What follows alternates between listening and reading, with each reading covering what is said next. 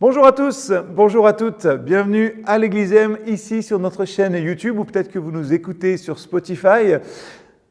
Nous verrons aujourd'hui comment, pour vivre de manière radicale notre foi, nous avons besoin de laisser derrière nous aussi, de laisser tomber l'anxiété dans notre vie. Je lis le verset 25 du chapitre 6 de Matthieu. Voilà pourquoi je vous dis, ne vous inquiétez pas au sujet de la nourriture et de la boisson dont vous avez besoin pour vivre, ou au sujet des vêtements dont vous avez besoin pour votre corps. La vie n'est-elle pas plus que la nourriture et le corps plus important que les vêtements ? On se sent généralement très seul dans notre anxiété. Mais saviez-vous que la plupart d'entre nous, nous nous inquiétons du même genre de choses ? La racine de notre anxiété peut sembler un peu différente pour les uns ou pour les autres, mais le résultat est pour chacun le même. Vous savez, l'inquiétude et la distraction voyagent ensemble, donc nous sommes inquiets et du coup nous sommes distraits de l'essentiel. Et les personnes distraites finalement ne peuvent pas être présentes pour les autres et dans leur vie. Alors, comment retomber sur nos pieds ?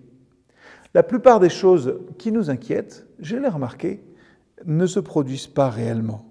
C'est pourquoi Jésus, dans le texte ici, nous dit de ne pas nous inquiéter de l'avenir. Il nous montre les fleurs. Elles sont vêtues de tenues que les rois ne pourraient pas recréer s'ils essayaient. Il nous montre les oiseaux et il rappelle à ses disciples que les oiseaux ne gagnent pas d'argent. Ils n'économisent pas, mais que Dieu leur fournit toujours quelque chose à manger.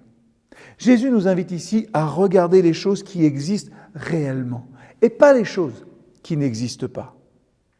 Dieu ne t'a pas amené aussi loin dans ta vie pour oublier ton nom. Jésus a dit que nous n'ajouterions rien à notre vie en nous inquiétant. On manquerait juste de le voir à l'œuvre.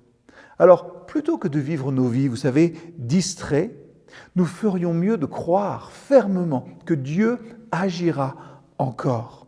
Au lieu de nous cacher sous une table par peur, il veut que finalement nous soyons au premier rang et que nous nous asseyons là pour remarquer et pour ne pas rater une once de son action. Si nous devons passer du temps à l'avenir, à penser à l'avenir, autant le passer à espérer plutôt qu'à nous inquiéter. La plupart des choses qui nous inquiètent ne se produisent pas, mais la plupart des choses que nous espérons se produisent. Alors, de quoi vous inquiétez-vous ? Mais qu'est-ce que vous espérez aussi ? Continuez à rêver et ne soyez pas surpris lorsque vous découvrirez que Dieu a rêvé avec vous depuis le début.